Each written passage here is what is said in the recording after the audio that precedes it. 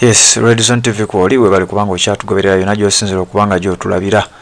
Ennaku z'omwezi 25 omwezi gwa 3/24 amakya g'olunaku olwaleero kyemmanya amawulire gano mwagalabye omuliro nga gukutte akatale ak'Ennakawa era zibadde ziwera ssaawa nga 11 ez'okumakya. Omuliro ne gukwata abasinga obungi tebategedde kwe guvudde, abamu boogedde bye boogedde naye nga Joel Ssenyonyi atuuseewo katale kano n'abaako ebigambo byayogera. Nja kusaba obiwulirize kuba bye ngenda okuba nga nkuwa ddoboozi liyinza okuba liri wansi mukko naye nja kusaba owulirize ku bigambo bya Joel Ssenyonyi ate ensonga ebeere ng'etambulira ddala bulungi nnyo twongere okuba nga tukuwa ekituufu ekibadde ku ground awo. Ngenda kuwa akatambi akalimu ebigambo bya Honorable Joel Ssenyonyi byayogedde. Eddoboozi liyinza okuba liri wansi naye nja kusaba oliwulirize wabula gwe omupya nyongera okujjukiza nti kkirira wansi awo olaba ekigambo subscribe ekikwateko osubscribinge ku channel eno kwata akade ka notification ate tubeere nga tutambula ffenna.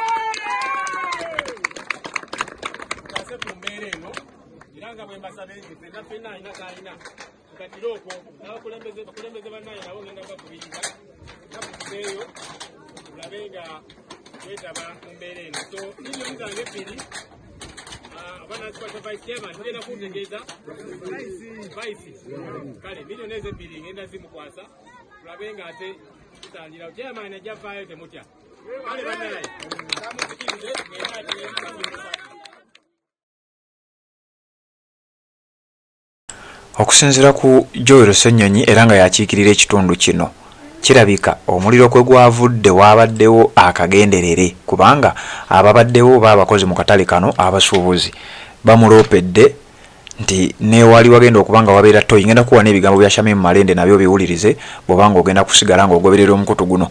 Joel Ssenyonyi abasinga bamuloopedde nga balaga nti kirabika ensonga zino oluvannyuma lw'okubeera nti chairman w'akatale kano ye yasoose okubanga akwatibwa era n'asibibwa waayise ennaku ntono nnyo akatale ne kakwata omuliro nga kirabika chairman oyo w'akatale yabadde aviiriddeko embeera eno okubanga alemesa waliwo oba byabadde alemesa ebibadde byetaagisa okukola mu katale kano nga omanyi obutale era obusinga ssaawa ebiseera ebisinga saga ezibeera mu butale wabaawo abalemesa obutale baba baagala obukolamu ebintu ebirala kati chairman w'akatale kano kirabika yabadde afuuse omuziziko mu bintu ebimu ebibadde byetaagisa okubanga babikola mu katale ako era nga wetwogerera yasoose kusibwa.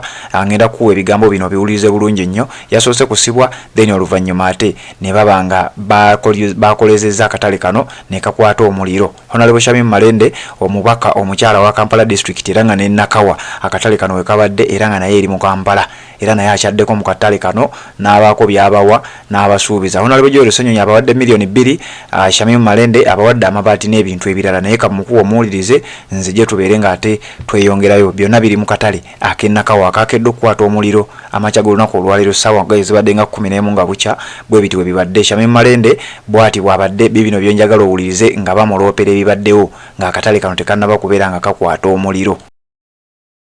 Ng'omuliro tegunnaba ne bakubawo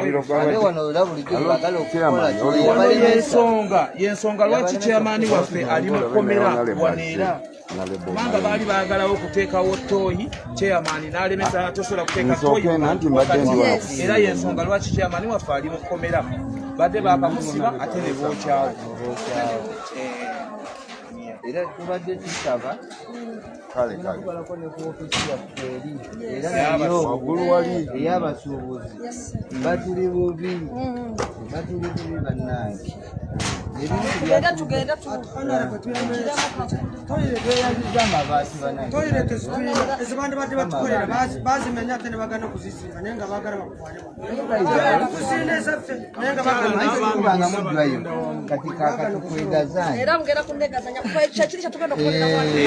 kutwala ne kutoyiza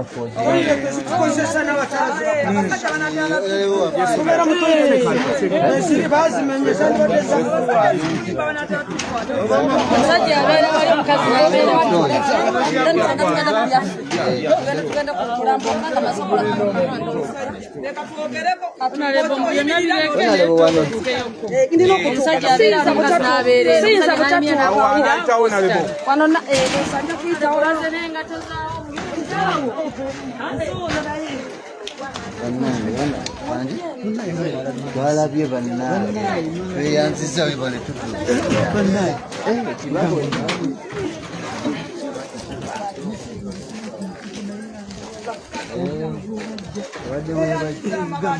Ana ibenge okukwasa. Wende wakusanga oni omukyala ali wano n'olama wali ngakuki.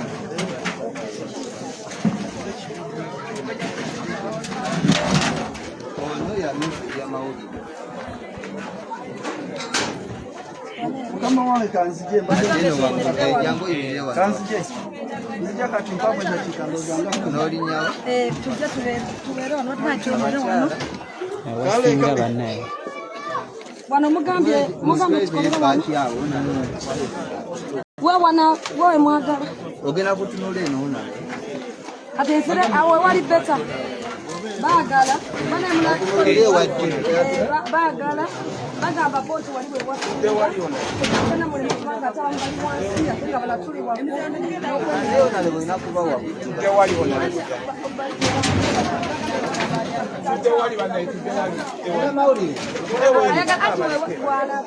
Una mawulire jangu wano. Okwate onale ngotunudde ne wayite. Ate nga yatuli waggulu kukulima.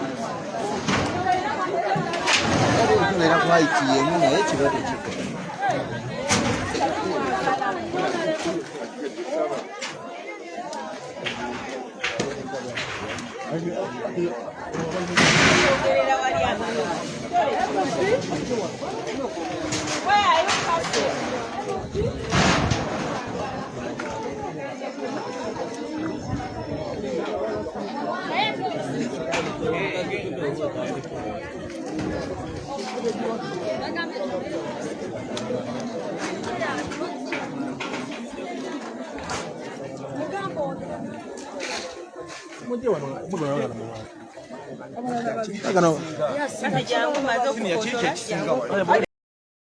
Okubanga waliwo embeera eri emabega waago nga tegwerese gukka era nga balaba nti n'omukulembeze waabwe yennyini ali mu kkomera eyalwanirira ekifo kino n'olwekyo nze ng'omukulembeze omukyalo owa Kampala ezimu ku nsonga ze ngenda okuteekamu amaanyi kwe kulaba nga okusookera ddala okudduukirira wano mu katale era tuleese pieces ez'amabaati wano 40 amabaati gano bambi gasobole okuyambako bambi abantu baffe stores zino okuddamu okubanga ziserekebwa ate tukyasaka n'ebirala ekintu kyonna kikwata ku muntu akolera mu katale ekyo kyonna kikwata ku munnayuganda yiyo obulamu omukyala bannange tubatulina kusitukiramu abakyala kati be bamaama be baki taata bizinesi zibadde wano abakyala batundiramu emmere zoonoonese abatunda ebinyeebwa so tubadde tulina okusitukiramu ng'abakulembeze ate n'ekirala njagala tubeere nga platform gye tulina gye tugenda okukozesa ya palamenti tuleddamu okutulo olwokuna ensonga z'abasuubuzi wano mu katale nakawa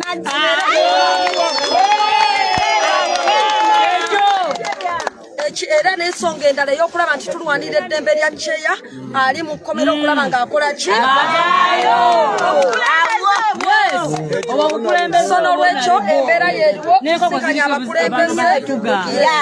abakulembeze abali mu kitundu kino abakyala tugenda kubanga tukwatagana okulaba nga ensonga eno tugiggusa naye nga twagala okukoola n'abantu abalala bonna bannange buli omu gy'oli jangu oyambe jangu odduukirire amaziga mangi omuntu wabadde ajja 10 bwokeddwa mu butuufu addukirewa n'olwekyo buli omu gyali bali mulonzi yes bali mulonzi beewola buli kimu n'olwekyo nze ng'omukulembeze nina okwongerayo eddoboozi lyabwe ku fulo ya palamenti